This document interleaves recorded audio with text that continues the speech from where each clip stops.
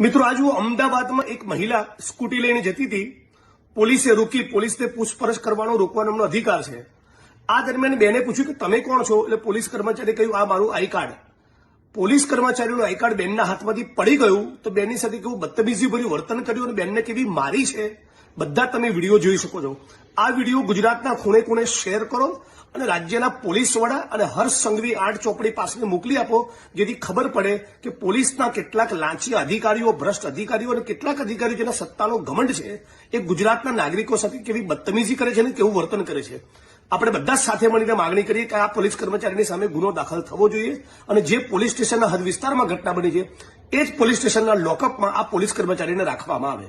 તરફ દોડે છે, 2 જણ એમને પકડે છે, પણ એમનો આક્રોશ ઓછો થતો નથી મારવા માટેનો।